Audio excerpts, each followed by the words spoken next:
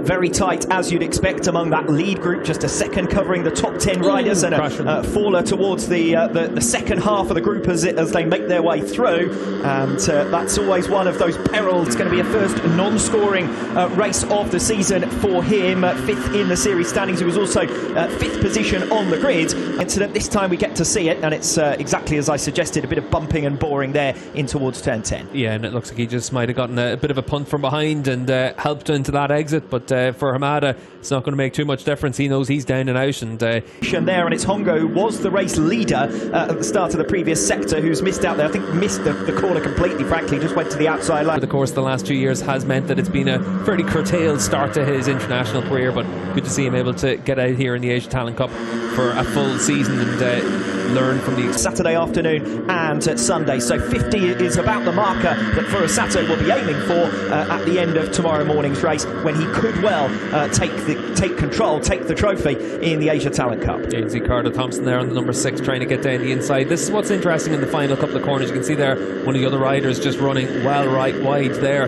There is going to be a number of lines you can try and attack down into these last couple of corners. I think whenever we look at the Superbike races later in the week, it's going to be a real case of that could be one of the key block passing opportunities. The Asia Talent Cup bikes, obviously very different kettle of fish, but you're going to see a lot of moves made into that section of the track, just trying to force the move almost at the front of the field. First up there with him, his previous best finish in the Asia Talent Cup, a 7th place in Qatar 2020 and 2 9th positions in 2021. Yeah, we're just seeing that number 5 is the rider on the move in this. That's Mie as well down there as well, and he's finisher in race 1 of the Qatar Grand Prix and also race 1 of the Doha Grand Prix. The 15-year-old currently 5th position in this race, and the group beginning to fracture now, or the groups beginning to fracture, as you can see. We've got 6 riders at the head of the field, all separated by a second. Then we've got 2 riders rather isolated, 7/10 of a second back, including Taiyo, who we picked up from 9th position down. Is a completely separate race.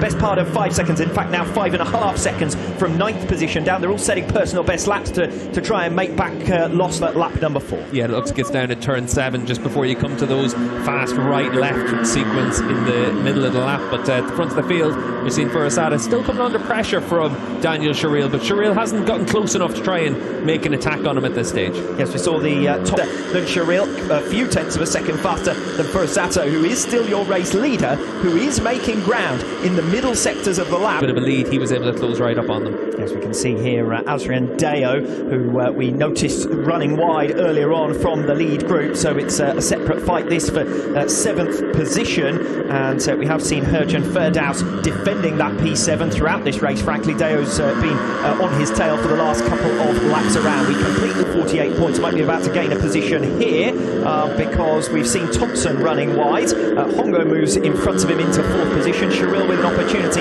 This is where we find out what Daniel Sharil is able to do without that toe from Furusato, because if he gets in front of the 2 riders directly in his path here, he's going to have something like a second to cover to 3rd position. Yeah, still going to have a bit of ground to make up in that position, and that looks like well, another rider's gone down. It looks like it's down at turn 10, and we've seen a bit of action down there all the way through the running so far. I think that's Timon who has gone down on lap 8 of 16. So the Thai rider who was on the fringes of the points, who was in that 5-way battle, and we're going to see the incident perhaps here, and it's going to be 2 riders involved.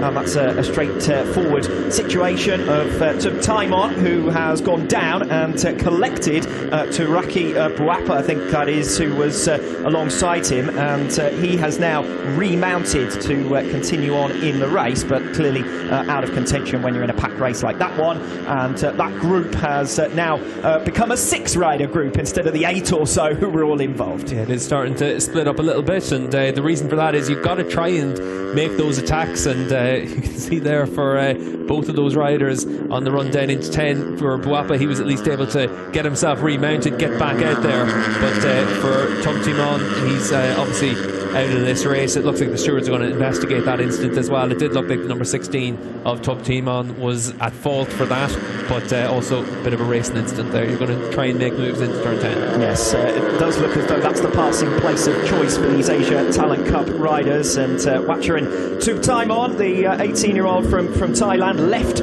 Cap 2, have been able to break away in the Asia Talent Cup. It's 6/10 of a second now, the gap to bridge for Daniel Sharil. A new personal best for Sharil last time around. He's just come across the line. That's Hongo who's gone down, coming off the final turn. So Hongo, who was one of the riders in the 4 riders, the quartet chasing 3rd position, he's gone down spectacularly there, coming off the final turn. Yeah, looks like a bit of gravel pushed onto the track as well in the exit there, the last corner, but that's a shame for Hongo. But we've seen that obviously in that second part of the group, the riders have to push on because they're seeing it start to split out, and yeah, he just runs out onto the green paint, and there is that bit of a kick off the curb there for him. You can see there the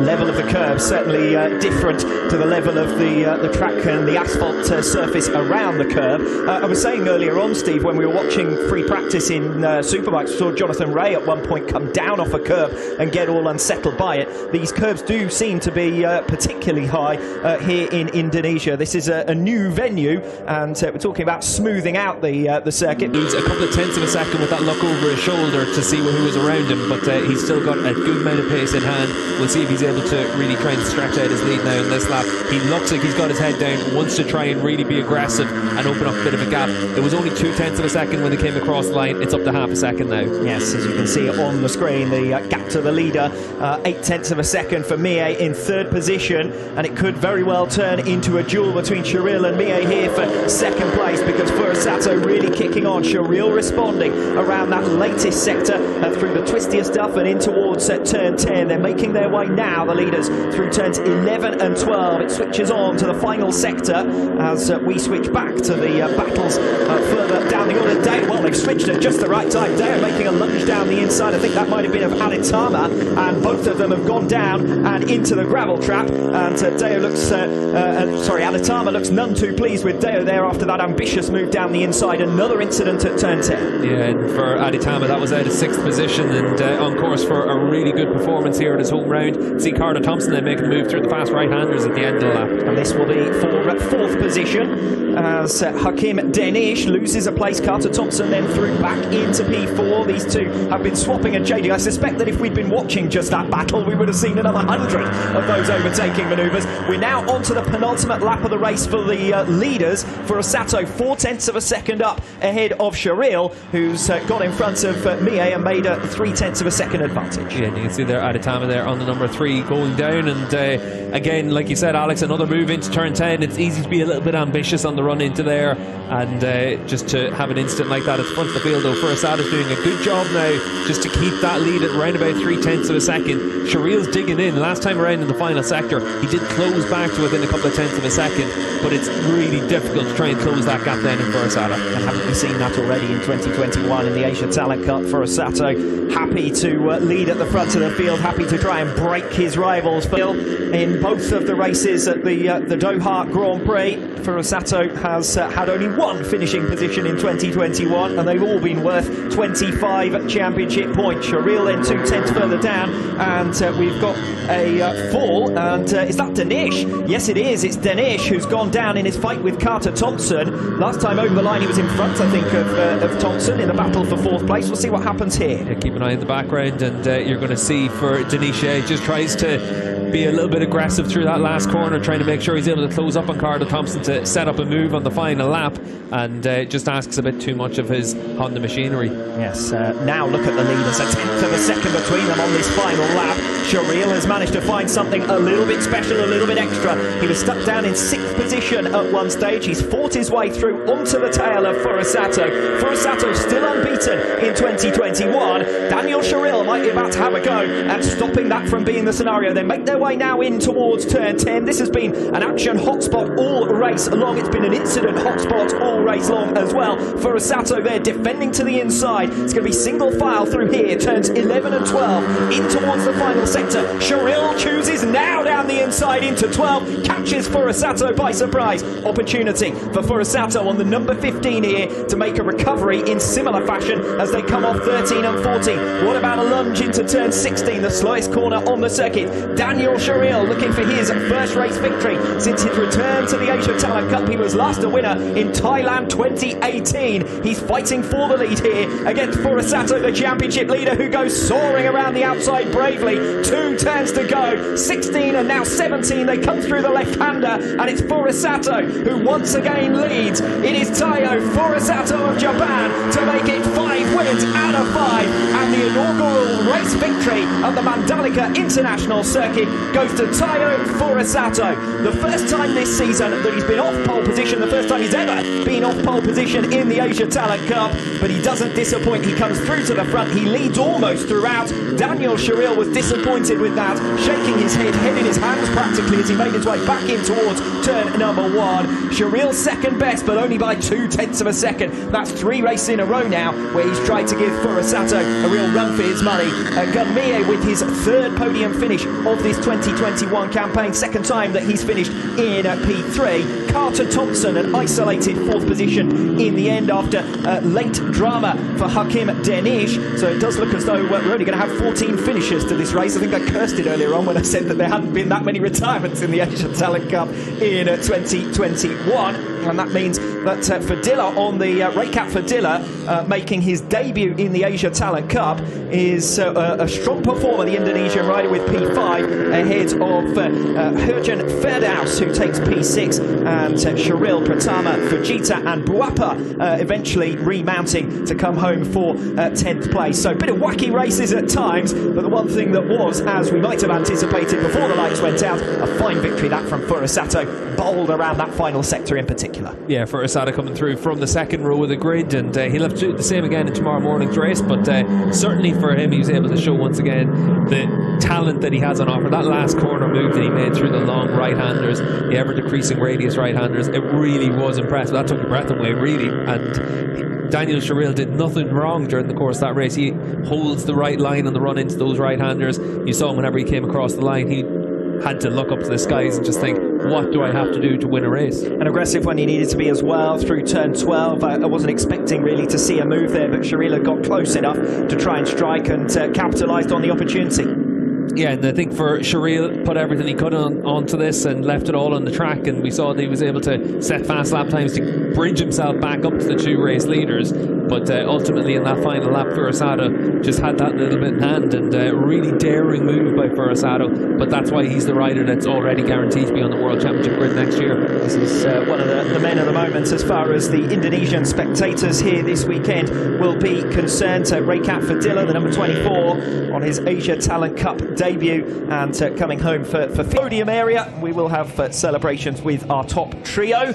But Furusato, as far as he's concerned, another race victory. It's only 5 points gained, damage limitation for Daniel Sharil, but if he is a race winner here tomorrow, that will be enough to seal the Asia Talent Cup. Yeah, and certainly you wouldn't bet against it for Furusato with the form that he's been in, and just the manner in which he was able to take that race victory, and could well be the latest Asia Talent Cup champion as early as the opening race of tomorrow. And certainly from that point on, it's going to be a very different weekend as well, because we also have a qualifying session tomorrow morning, and that'll set the grid then for races 3 and 4 this weekend. Yes, we're what in this 2021 Asia Talent Cup? Well, you can't bet against Gun Mie as well, because he was very impressive in this race. We saw him able to set a series of fastest laps and come through that leading pack in the early stages, so he's going to feel that he's got a chance of being able to close up and really challenge tomorrow as well. But certainly Daniel Sharil looks like, from that pole position in particular, that he's going to have a good chance of being able to try and take the fight once again to Furusato. Yes, Gun Mie taking the 3rd position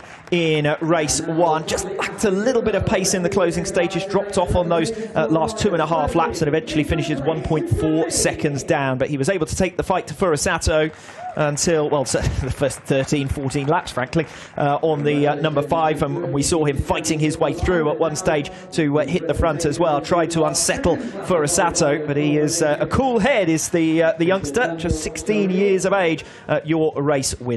Second place going the way of Daniel Sharil, and your race winner, the number 15 of Taiyo Furusato. Second place, and the trophy being given to Daniel Sharil. It's a 3rd second place in a row, so he's only lost 15 points over the last 3 races. The majority of the deficit comes from the opening 2 of the season, and Daniel Sharil, number 21, finished in 7th position and 6th in the opening 2 rounds of his return, his comeback event, effectively, the Qatar Grand Prix. Gap then for the opening race of tomorrow as well, so we'll see if he's able to get across the line and claim that championship. Taiyo Furusato is your race 1 winner here at the Indonesian round 3 of the 2021 Asia Talent Cup. 0.2 of a second his winning margin over Daniel Sharil after a bold last lap outside overtake through turns 15 and 16 to recover the lead from Sharil, who'd fought his way through. Gun Mie taking best of the rest, P3 for him. He was at one stage a race leader. Only 14 finishers